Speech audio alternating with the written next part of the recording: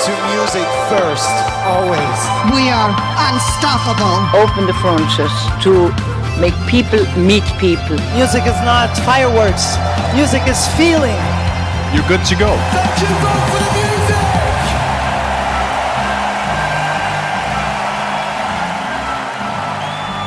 This is Vote for the Music, the Eurovision podcast.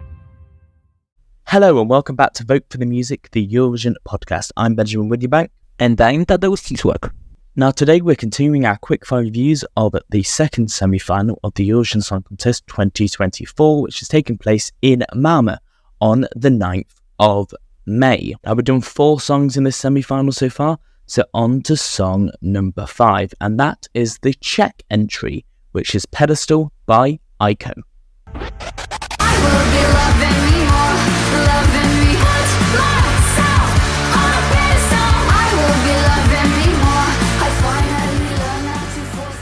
Pedestal.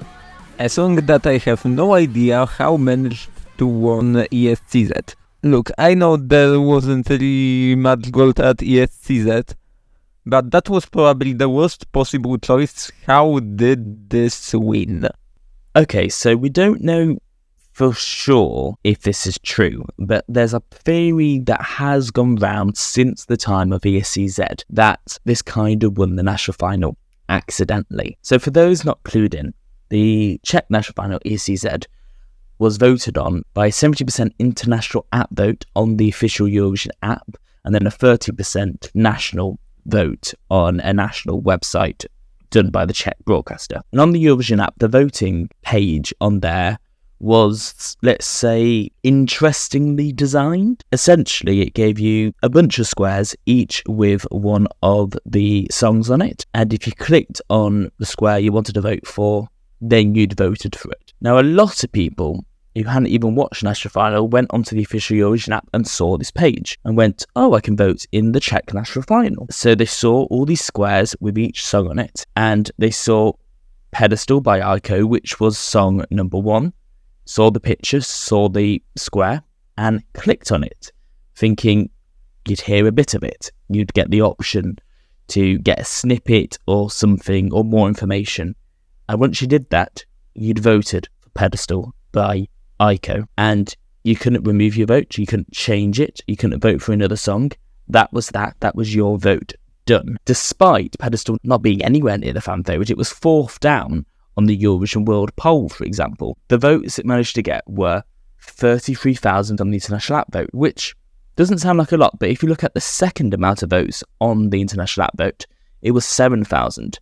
It managed to get 33,000 versus 7,000. Now that could be entirely legitimate, but considering the fact the app was badly designed at best, and considering the fact that Pedestal was far, far from the fan favourite, and considering then the fact that most of the people who voted on the Eurovision app would have been Eurovision fans, not locals, it is slightly bizarre to think it won for any other reason.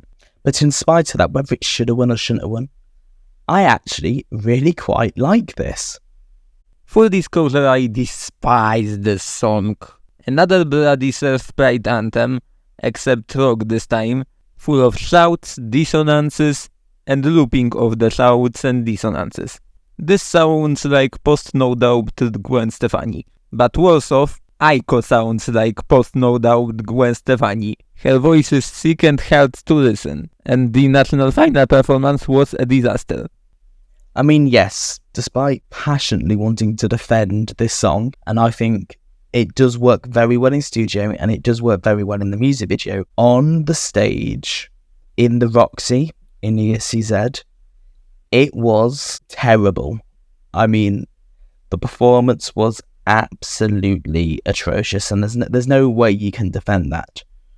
But let's not forget that the production and the sound engineering in ESCZ worked against absolutely everyone. And yes, Aiko's vocals were a bit rusty, but certainly all those other factors did not help. Rehearsal time very likely wouldn't have been much.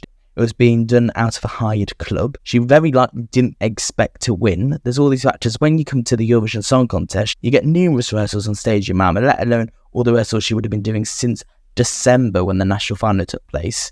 I think it's certainly possible that a repeat of that won't happen. And let's not forget that even just casting back to last year, the performance that Vesna gave in ESCZ themselves was, I think, about the same level as what Aiko gave. Really not very good at all.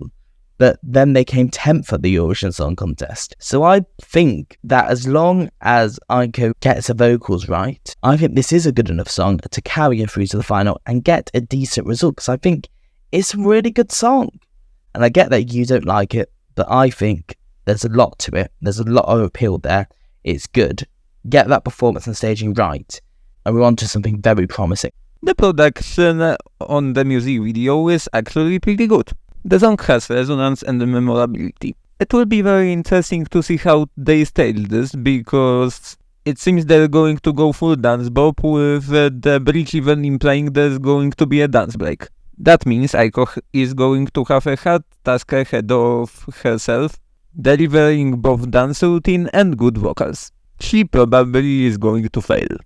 I'm not sure where you're getting this idea about the staging from, about it being staged like a dance spot, because, I mean, I just don't think that's true at all. I don't think the Czech delegation have that intention. The song is an Olivia Rodrigo-esque rock song. It's very likely going to be delivered in that way. You know, I think we pretty much know there's going to be a backing band. I think that the bit you're describing is a dance break. I mean, it's not a dance break, it's a moment. I think most described something like what Slovenia did in 2018 with Havana Net, is having a break for the audience to hype up and to whoop as it just builds up. We've seen her at pre-parties perform it, standing sort of still and then moving her arms upwards. You seem to be portraying it like it's going to be staged in the same way as We Will Rave, and I think that's entirely false and not going to be the case at all. I don't think she's going to have to dance, to be honest. I think, yes, you have to do a bit of a routine in the case of, you know, knowing where to stand, knowing what cameras to look into, but everyone has to do that. I trust my co-host enough not to cross out Pedestal's chances to qualify completely. And Czechia proved recently that it knows how to make its way to the final, even against the odds. At the same time, I just don't feel it personally, and that's pretty much how I can summarize all this song. As I think I've made it clear, I do feel it. I really like it. I think qualification will depend on the performance, but I think if she rehearses it well, if she gets that vocal right, I think this will easily be in the final, and I think it can be on track for a fairly decent result, because I think it's a good song, and I think there definitely is a target audience for it that would definitely vote for this. So thank you for listening to our quickfire review of the Czech entry for this year's Eurovision Song Contest. Now, I did make reference in this review briefly to Austria's entry, which is We Will Rave, and that very same entry we'll be covering tomorrow as we continue through our running order of the first half of the second semi-final. But until then, please remember to follow us on Spotify, Apple Podcasts, Amazon Podcasts, or wherever else you may be listening to your podcast, and that does include YouTube, where you can subscribe to us, give us a like, or leave a comment down below. You can also interact with our Q&As on Spotify or leave a review on Apple and Amazon Podcasts. But until then, thank you so very much for listening, and remember to vote for the music. This is to music first, always. We are unstoppable. Open the frontiers to make people meet people. Music is not fireworks. Music is feeling. You're good to go. Thank you, vote for the music!